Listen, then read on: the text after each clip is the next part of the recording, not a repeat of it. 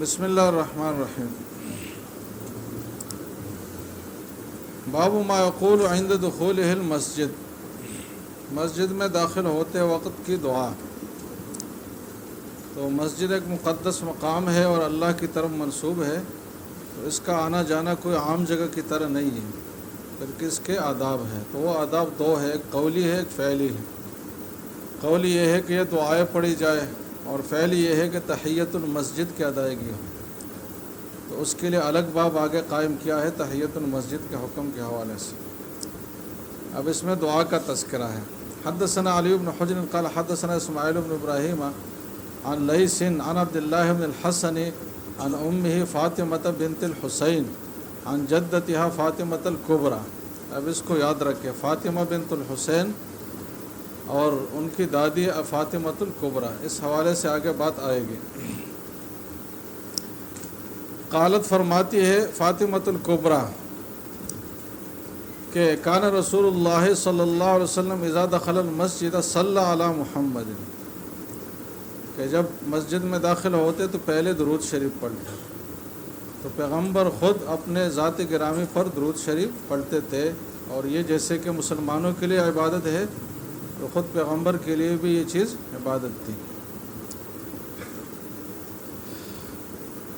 تو پہلے درود پڑھتے اور اس کے بعد یہ دعا پڑھتے کہ رب اغفر لی ذنوبی وافتح لی ابواب رحمتک، کہ اے اللہ میرے گناہ معاف فرما اور میرے لیے رحمت کے دروازے کھول دے۔ اب دیکھ کے مسجد سے نکلنے میں فضل کا لفظ استعمال ہوا ہے، اور مسجد میں داخل ہوتے وقت رحمت کا لفظ استعمال ہوا ہے۔ تو رحمت اخروی اور برزخی چیزوں سے متعلق ہوتی ہے، اور فضل جو ہے دنیاوی چیزوں سے متعلق ہے۔ تو جب آدمی مسجد کے اندر جائے تو اخروی چیزیں مانگے، اخروی اللہ کی رحمتیں مانگے، اور جب آدمی مسجد سے باہر آئے تو دنیاوی فضیلتیں اور جو باعث برکت چیزیں ہیں دنیا میں وہ مانگے، کیونکہ اسلام میں دین اور دنیا دونوں کا تصور ہے۔ یہ رحمانیت کا دین نہیں ہے کہ صرف بس روحانیت اس میں ہے اور دنیا سے بالکل قطع نظر کرنا ہے، بلکہ دنیا کے سب چیزیں اختیار کرنی ہے، سب نعمتوں سے فائدہ اٹھانا ہے، زیب و زینت کی چیزیں بھی اختیار کرنی ہے، باقی اپنے لیے کھانے پینے کی چیزیں بھی نعمتوں والی اختیار کرنی ہے۔ اس میں کوئی قسم کی کم درجے والی بات نہیں ہے کہ کوئی یہ کام کرے گا تو اس کا درجہ کم ہو۔ تو جب جاتے مسجد میں تو رب اغفر لی ذنوبی وافتح لی ابواب رحمتک یہ دعا پڑھتے، وَإِذَا خَرَجَ اور جب نکلتے تو اس وقت بھی یہ دونوں چیزیں تھیں کہ صلی اللہ علیہ محمد وسلم درود شریف پڑھتے، اور پھر یہ دعا فرماتے کہ رب اغفر لی ذنوبی وافتح لی ابواب فضلک۔ تو دیکھو یہ فضل کا لفظ۔ اب آج کل عام طور پر ہم لوگ اس میں غفلت کرتے ہیں کہ یہ دعا تو پڑھتے لیکن درود شریف اس سے پہلے نہیں پڑھتے، جبکہ درود شریف بھی اس دعا کا حصہ ہے، تو لہٰذا اس کا بھی اہتمام کرنا چاہیے۔ پھر درود شریف کا کوئی بھی صیغہ ہو تو اس سے یہ مستحب عمل ادا ہو جائے گا۔ وقال علی بن حجر قال اسماعیل بن ابراہیم، یہ اسماعیل بن ابراہیم کے حوالے سے ایک بات آئی تھی پہلے، کسی کو اگر یاد ہے نا تو وہ بہت ہی زبردست آدمی ہوگا۔ ہاں کس نے بتایا؟ زندہ باد، ماشاء اللہ ماشاء اللہ۔ آپ کے خوشی میں ہم ایک گھونٹ قہوہ پی لیتے ہیں۔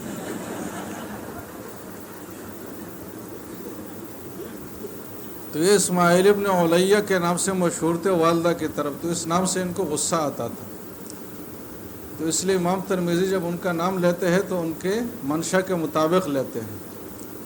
تو یہ فوت شدگان کے ساتھ آداب کا تقاضا ہے کہ ایک آدمی اگر فوت بھی ہوا ہے لیکن ان کو ایک چیز مناسب نہیں لگتی تھی زندگی میں، تو آپ اس کے مرنے کے بعد بھی وہ نہ کھائیں۔ جیسے کہ امام شافعی جب امام صاحب کے قبر پر آئے تو وہاں رفع الیدین وغیرہ انہوں نے نہیں کیا۔ تو جیسے کہ اسلام میں زندہ کے آداب ہوتے ہیں نا، تو مردے کے بھی آداب ہوتے ہیں، اور یہ تصور صرف اسلام میں ہے، باقی دنیا میں تو اس کا تصور بھی نہیں کر سکتے کہ لوگ اس حد تک سوچ لیں۔ سمجھ لیں جناب؟ تو قال اسماعیل بن ابراہیم فقلت فلقیت عبد اللہ بن الحسن، جو ان کے استاد ہیں، کہتے ہیں ان کے ساتھ میں ملا مکہ میں، فسألت عن هذا الحدیث، تو میں نے اس حدیث کے بارے میں تصدیق ان سے چاہی کہ یہ حدیث آپ سے روایت شدہ ہے واقعی. فحدثنی به، تو انہوں نے یہ حدیث مجھے بتائی کہ کان عین رسول اللہ صلی اللہ علیہ وسلم اذا دخل، جب مسجد میں جاتے تو یہ دعا پڑھتے کہ رب افتح لی ابواب رحمتک واذا خرج رب افتح لی ابواب فضلک. تو اس میں درود کا ذکر نہیں ہے، اختصاراً تفصیلی روایت میں ہے. وفی الباب عن ابی حمید و ابی اسید و ابی ہریرہ قال ابو عیسی حدیث فاطمہ حدیث حسن، یہ حدیث حسن ہے لیکن ولیس اسنادہ بمتصل، یہ متصل السند حدیث نہیں ہے، اس لیے کہ فاطمہ جو ابنۃ الحسین تھی لم تدرک فاطمۃ الکبریٰ، جو ان کی دادی تھی. تو حضرت حسین کی بیٹی نے اپنی دادی کو نہیں پایا تھا کہ اس کو زندگی میں پا کر اس کی شاگردی اختیار کرے اور اس سے روایتیں ذکر کرے. اس لیے کہ حضرت فاطمہ حضور صلی اللہ علیہ وسلم کے وصال کے چند مہینے بعد دنیا سے رخصت ہو گئی تھی، تو حضرت حسن حسین بھی اس وقت چھوٹے تھے، تو ان کے اولاد کا تو وجود بھی نہیں تھا. انما عاشت فاطمہ بعد النبی صلی اللہ علیہ وسلم اشہراً، 3-4 مہینے تھے. تو بہرحال یہ قولی ادب ہے مسجد میں جانے کے لیے. اب فعلی ادب کہ کوئی کرنے کا کام بھی ہے مسجد کے حقوق کے طور پر، تو کرنے کا کام یہ ہے. حدثنا قتيبة بن سعيد قال حدثنا مالك بن انس عن عامر بن عبد الله بن الزبير عن عمرو بن سليم الزرقي عن ابي قتادة قال قال رسول الله صلى الله عليه وسلم اذا جاء احدكم المسجد فليركع ركعتين قبل ان يجلس، کہ مسجد میں کوئی آئے تو بیٹھنے سے پہلے ہی، یعنی سب سے پہلے اور فوری طور پر 2 رکعتیں ادا کریں. یہ 2 رکعتیں کیا کہلاتی ہے جناب؟ تحیۃ المسجد، یعنی مسجد میں آنے کے بعد اللہ تعالیٰ سے دعا سلام کرنے کا طریقہ. کیونکہ مسجد اللہ کا گھر ہے اور آدمی جب کسی کے گھر میں جاتا ہے تو اس سے دعا سلام کرتا ہے نہیں کرتا؟ تو اللہ تو سامنے اس طرح موجود نہیں ہے کہ اس سے دعا سلام کیا جائے. تو اس کا طریقہ کیا ہے؟ تو یہ طریقہ یہ ہے کہ 2 رکعتیں اللہ کے نام پہ آپ پڑھے تو گوئے کہ اللہ سے آپ نے دعا سلام کر لیا. اب اس میں لفظ آ گیا کہ قبل ان یجلس، بیٹھنے سے پہلے، لہٰذا سب سے مناسب ترین طریقہ تحیۃ المسجد کا یہ ہے کہ آدمی مسجد میں جا کر بیٹھے نہیں بلکہ جاتے ہی کھڑے ہو کر نماز کی نیت کر کے نماز پوری کر لے 2 رکعت. البتہ اگر بیٹھ گیا تو کیا حکم ہوگا؟ تو پھر فقہا نے اس کی تفصیل کی ہے کہ اگر زیادہ دیر بیٹھا اور بعد میں اس کو خیال آیا تو پھر یہ موقع اس سے نکل گیا، اس مستحب پر عمل کرنے کا موقع اس سے نکل گیا. لیکن اگر تھوڑی دیر کے لیے بیٹھا ہے تو پھر یہ کھڑے ہو کر تحیۃ المسجد ادا کر سکتا ہے. اب سوال ہوگا کہ زیادہ دیر اور تھوڑی دیر کا کیا مطلب؟ تو کون جواب دے گا اس کا؟ ہاں، کہ یہ مبتلا بھی کے رائے پر ہے. خود جو آدمی ہے وہ سوچے کہ مجھے زیادہ دیر ہوئی یا کم دیر ہوئی. اگر وہ سوچے کہ اتنی زیادہ دیر نہیں ہوئی تو اٹھ کر پڑھ لے تحیۃ المسجد.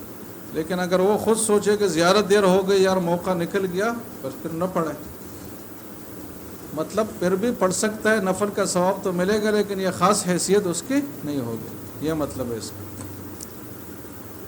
قال وفي الباب عن جابر وابي امامه وابي هريره وابي ذر وكعب بن مالك قال ابو عيسى حديث ابي قتاده حديث حسن صحيح.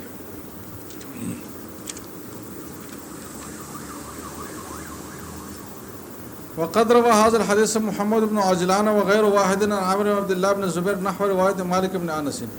وروى سهيل بن ابي صالح هذا الحديث عن عامر بن عبد الله بن الزبير عن عمرو بن سليم عن جابر بن عبد الله عن النبي صلى الله عليه وسلم. وهذا حدیث غیر محفوظ والصحیح حدیث ابی قتادہ. یہ سند کے حوالے سے ہلکی سی بات ہے. والعمل على هذا الحديث عند اصحابنا، تو تمام فقہا کے اس پہ عمل ہے کہ استحب اذا دخل الرجل المسجد الا يجلس حتى يصلي الركعتين، کہ بیٹھنے سے پہلے ہی یہ 2 رکعتیں ادا کرے.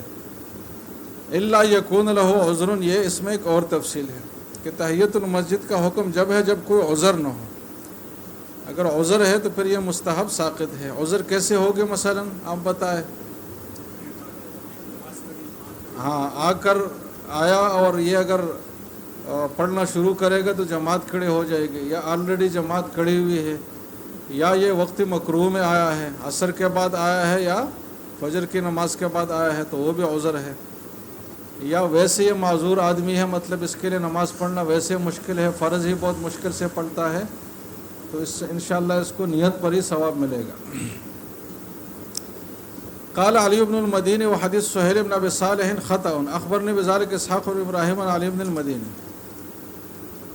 باب ما جاء ان الارض كلها مسجد الا المقبرۃ والحمام، کہ تمام کی تمام زمین جو اتنی بڑی چیز ہے، کرہ ہے پورا، تو یہ مسلمانوں کے لیے مسجد ہے، اور اس کا ہر خطہ اور ہر جگہ نماز پڑھے جانے کے قابل ہے، مگر کچھ جگہ ایسی ہے جو وہ نماز کے قابل نہیں ہے، لیکن وہ بھی لعین ہی، یہ حکم نہیں ہے ان کا بلکہ لغیر ہی ہے، بذات خود وہ جگہ بھی قابل نماز ہے، لیکن کوئی کام اس میں ایسا ہوا ہے جس کی وجہ سے وہ فی الحال نماز کی حیثیت سے اور اہلیت سے خارج ہے، تو وہ دو جگہ ہے، ایک مقبرہ ہے، دوسرا ہے حمام۔ حمام نہانے کی جگہ کو کہا جاتا ہے، جیسے کہ اس زمانے میں رہائش کے ہوٹل ہوتے ہیں نا، تو اس زمانے میں نہانے کے ہوٹل بھی ہوتے تھے، کیونکہ گھروں میں پانی نہیں ہوتا تھا، کم ہوتا تھا، اگر ہوتا بھی تھا تو گرم ٹھنڈا پانی کا مسئلہ تھا، تو اس کے لیے الگ کافی جگہ بنی ہوئی ہوتی تھی، لوگ اس میں جا کر نہا کر پیسے دے کر نہاتے تھے، تو گوئے کہ وہ نہانے کے ہوٹل تھے۔ تو ان جگہوں میں کشف عورت اور یہ سب چیزیں ہوتی ہے بے احتیاطیہ، تو اس جگہ اتنے وہ نہیں ہے کہ نماز کے تقدس کے لیے وہ مناسب ہو، لہٰذا وہ لغیر ہی اس حیثیت سے نکلی ہوئی ہے کہ وہاں آپ نماز نہیں پڑھ سکتے، اگر آپ پڑھیں گے تو مکروہ ہوگی نماز۔ اس طریقے سے مقبرہ بھی ہے جہاں قبریں بنی ہوئی ہوں، کیونکہ مقبرہ میں ایک تو نجاستیں ہوتی ہے، دوسری بات یہ ہے کہ قبر اگر سامنے ہے تو اس کی تعظیم کا خدشہ پایا جا سکتا ہے، اور جیسے کہ قبر کی تعظیم کے لیے نماز پڑھنا، عبادت کرنا شرک ہے، تو اس کی ظاہری کیفیت بنانا بھی ناجائز ہے، حرام ہے، تو اس لیے اس سے یہ مستثنیٰ ہے۔ البتہ اگر مقبرہ ایسا ہے کہ مقبرہ تھا اور لوگوں نے اب اس میں دفن کرنا چھوڑ دیا ہے، تو اس میں پھر ہم مسجد بنا سکتے ہیں، قبروں کو ہموار کر کے اس کے اوپر ہم مسجد بنا سکتے ہیں، اس میں کوئی ناجائز ہونے کی، کوئی نامناسب ہونے کی بات نہیں ہے۔ اگر وہ مملوکہ زمین ہے تو مالک کی اجازت سے ایسا کریں گے، اور اگر وہ وقف زمین ہے تو جو وہاں کے مسلمان ہوں ان کی اکثریت کی رائے سے اب ایسا کر سکتے ہیں۔ تو یہ جب ہے جب قبریں بوسیدہ ہو گئی ہو اور اس میں یقین ہو گیا ہو کہ اس میں جو مردے ہیں وہ مٹی ہو گئے ہیں، اور یہ بھی ہر علاقے کے لحاظ سے الگ الگ اس کے اوقات ہوتے ہیں، کہیں 3-4 سال میں ہو جاتا ہے، کہیں زیادہ وقت لگتا ہے، کہیں کچھ مہینوں میں ہو جاتا ہے، جیسے کہ جنت البقیع میں بہت جلدی ہو جاتا ہے، اس لیے تو جلدی جلدی اس میں مردے دوبارہ دفن ہوتے ہیں۔ تو بہرحال جب یہ یقین ہو کہ قبرستان کے اندر کے مردے خاک ہو گئے ہیں اور نئے اس میں قبریں نہیں بنیں گی، تو اس جگہ مسجد بنا سکتے ہیں۔ آج کل جو مطاف ہے تو اس مطاف کی جگہ پہ نیچے بہت ساری قبریں ہیں، اور وہ کتنے خوش قسمت لوگ ہیں جن کی قبریں یہاں ہے، کہ وہاں جو لوگ طواف کرتے ہیں، عبادت ہے، تو ظاہر ہے وہ بھی اس کے فوائد اور برکات سے مستفیض تو ہوں گے یقینی طور پر۔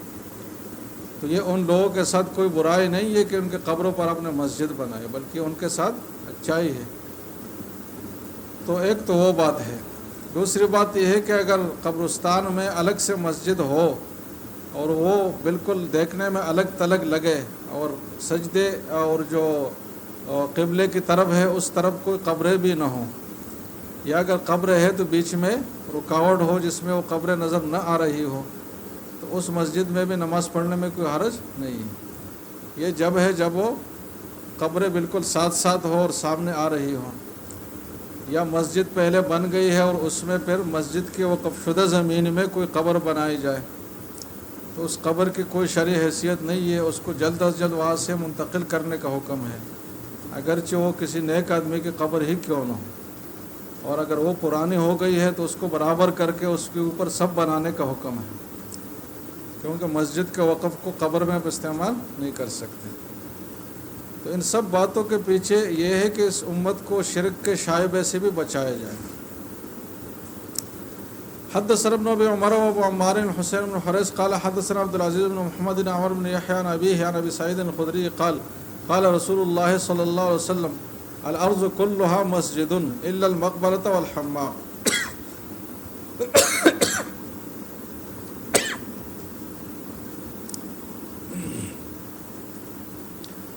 وفي الباب عن علي وعبد الله بن عمرو وابي هريره وجابر بن عباس وحذيفه وانس وابي امامه وابي ذر قالوا ان النبي صلی اللہ علیہ وسلم قال جعلت لی الارض كلها مسجدا وطهورا. مطلب اس میں استثناء نہیں ہے.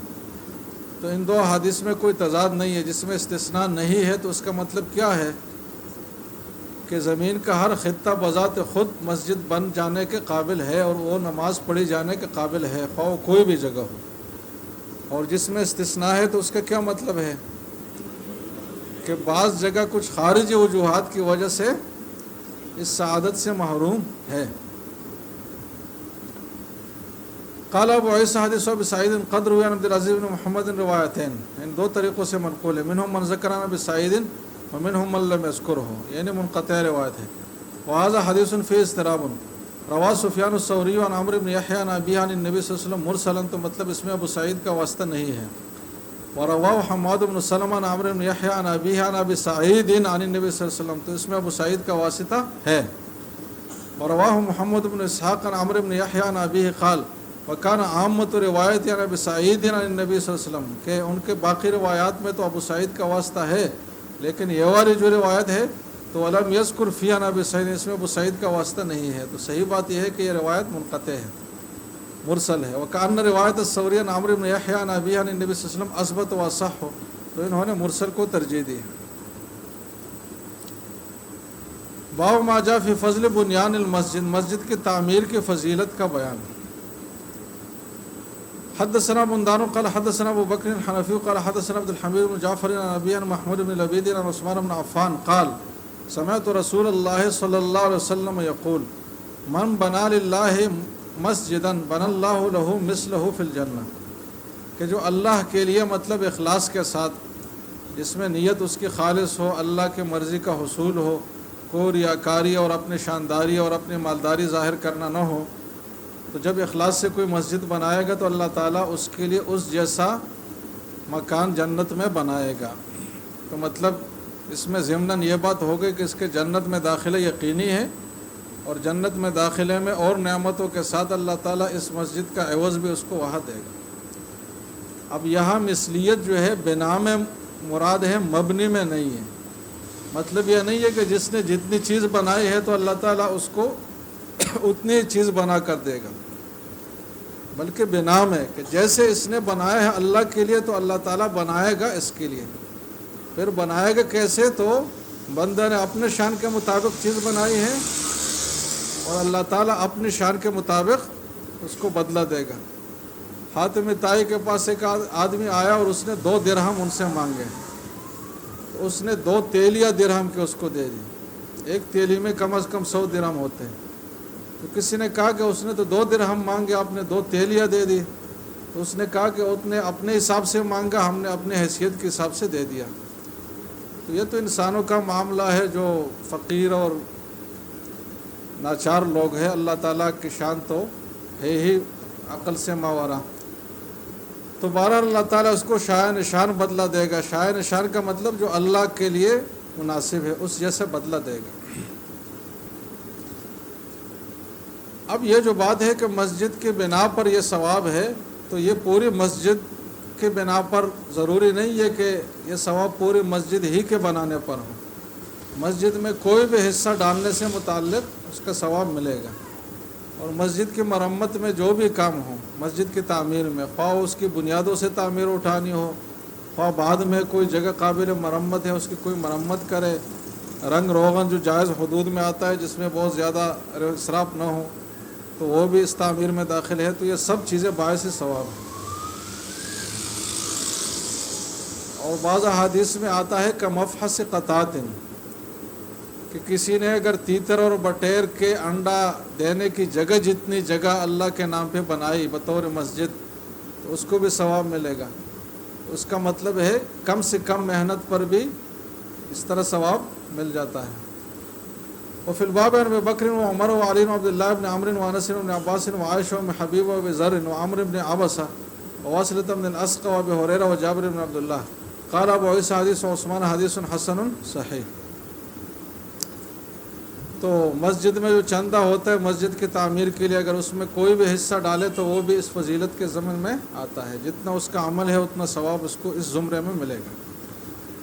وقد روی عن النبی صلی اللہ علیہ وسلم قال من بنا للہ مسجدا، دیکھو یہاں تصریح گئی کہ جس نے اللہ کے لیے کوئی مسجد تعمیر کی، صغیرن کان او کبیرن، وہ چھوٹی مسجد ہو یا بڑی ہو، تو بنا اللہ لہ بیتا فی الجنہ. حدثنا بذلك قتيبة بن سعيد حدثنا نوح بن قيس بن عبد الرحمن مولى قيس عن زياد بن نميري عن انس عن النبي صلی اللہ علیہ وسلم بهذا. محمود بن لبید جو ہے قد ادرک النبی صلی اللہ علیہ وسلم، اور ایک دوسرے ہیں محمود بن الربیع، اس کا تذکرہ کب آیا تھا کسی کو یاد ہے؟ ہاں، فاتح خلف الامام میں جو پہلی روایت تھی نا اس میں ان کا تذکرہ آیا تھا، محمود بن الربیع. یہ دونوں جو ہے یہ تقریباً ہم عمر تھے، صحابی تھے، حضور کے زمانے میں موجود تھے، حضور کو دیکھا بھی تھا. قدر ان نبی صلی اللہ علیہ وسلم وہما غلامان صغیران مدنیان، لیکن ان کی روایتیں پھر بعد میں صحابہ سے لی گئی ہیں. باب ما جاء فی کراہیت یتخذ القبر مسجدا، کہ قبر کے قریب مسجد بنائی جائے. تو اس میں بھی وہی تفصیل ہے کہ اگر مقصود قبروں کی تعظیم ہو اور مقصد یہ ہو کہ وہاں کوئی نماز پڑھے تو قبروں کی تعظیم بھی وہ ساتھ ساتھ نماز کے ضمن میں کرے، تو یہ تو شرک ہے. لیکن اگر مقصود قبروں کی تعظیم نہ ہو تب بھی وہاں قریب میں مسجد بنانا نامناسب ہے، الا یہ کہ کوئی مضبوط حائل رکھا جائے مسجد اور قبروں میں، اور کسی بھی قسم میں سامنے قبلے کی طرف قبریں بالکل کھلی ہوئی نہ آئے تو پھر اس کی اجازت ہے. لیکن اگر کھلی جگہ میں قبرستان میں ایک مصلی بنا لیا جس میں آس پاس قبریں ہیں تو اس میں چونکہ قبروں کی تعظیم یا تعظیم کا شائبہ پایا جا سکتا ہے، اور شریعت میں قبروں کی تعظیم منع ہے، حرام ہے. قبروں کے احترام کا حکم ہے. تعظیم الگ چیز ہے، احترام الگ چیز ہے. تعظیم یہ ہے کہ عبادت آپ اس کے لیے انجام دیں اور عبادت سے اس کو عظمت دیں، تو یہ عبادت صرف اللہ کے لیے ہے. احترام قبر کی یہ ہے کہ اس کو درست رکھا جائے، اس کی بے احترامی نہ کی جائے، اس کے اوپر پاؤں نہ رکھے جائے، اس کے اوپر کوئی بیٹھے نہیں، اس جگہ کو گندہ نہ کیا جائے، تو یہ احترام ہے. تو مردوں کا حق ہے زندوں پر، لیکن تعظیم جو ہے یہ پھر اللہ ہی کے لیے ہے. حدثنا قتيبة قال حدثنا عبد الوارث بن سعيد محمد بن جحاد عن ابي صالح بن عباس قال لعن رسول اللہ صلی اللہ علیہ وسلم زائرات القبور، وہ خواتین جو قبروں کی زیارت کے لیے جاتی ہے حضور نے اس پہ لعنت فرمائی ہے. یہ مشہور مسئلہ ہے کہ خواتین کا جانا قبروں پر درست ہے یا نہیں ہے. روایتیں دونوں قسم کی ہے. امام ابو حنیفہ سے دونوں باتیں منقول ہیں. اصل بات یہ تھی کہ امام صاحب نے فرمایا کہ ابتداء میں تو سب کو منع کیا گیا تھا، مردوں کو بھی اور عورتوں کو بھی. بعد میں پھر حضور نے فرمایا کہ انی نہیتکم عن زیارت القبور الا فزوروها، کہ میں نے زیارت قبور سے منع کیا تھا، اب زیارت کر لیا کرو. اب یہ جو اجازت دی ہے تو اس میں تخصیص نہیں ہے کہ صرف مرد ہی زیارت کرے، عام ہے. لہٰذا خواتین کے لیے بھی زیارت بذات خود جائز ہے، بشرطے کہ وہ پردے کا اہتمام کرے اور وہاں جا کر جزا فضا اور رونا دھونا یہ چیزیں نہ کرے، اور کوئی شرکیہ کام نہ کرے، اور بزرگوں کے قبروں پر جا کر کوئی ان سے مانگنے وغیرہ کا کام نہ کرے، کوئی بے احترامی کی چیز بھی نہ کرے. اور مزید یہ ہے کہ قبرستان میں غیر ضروری اختلاط مردوں سے اور یہ چیزیں یہ بھی نہ ہوں. تو محض اگر کوئی خاتون اپنے قریب کے قبر کے جا کر وہاں دعا کرے تو اس میں کوئی حرج کی بات نہیں ہے. اور اس کی دلیل حضرت عائشہ کا وہ عمل ہے کہ اپنے بھائی حضرت عبد الرحمن بن ابی بکر کے قبر پر وہ گئی تھی. والمتخذین علیہ المساجد، ان لوگوں پر لعنت ہے جو قبروں پر مسجدیں بناتے ہیں اس طریقے سے کہ مسجد کے ضمن میں قبروں کی تعظیم بھی عبادت کے اندر اندر آ رہی ہو، یا مقصد ہی قبروں کی تعظیم. اور تیسری بات ہے کہ وہ سورج، کہ وہاں کوئی چراغاہ اور بتیاں اور یہ چیزیں جلانے کا اہتمام کریں. اس میں بھی تفصیل ہے کہ اگر کوئی قبر ایسی ہے کہ وہاں لوگ رات میں بھی زیارت کے لیے مسنون زیارت کے لیے آتے ہیں اور وہاں اندھیرا ہے تو صرف ان کو روشنی کرنے کے لیے کوئی بلب وغیرہ لگائے جائے، وہ منع نہیں ہے. سورج جو منع ہے وہ قبر کی عظمت ظاہر کرنے کے لیے اس پہ چراغاں کرنا وہ منع ہے. قال وفي الباب عن ابي هريره وعائشه قال ابو حديث ابن عباس حديث حسن. بس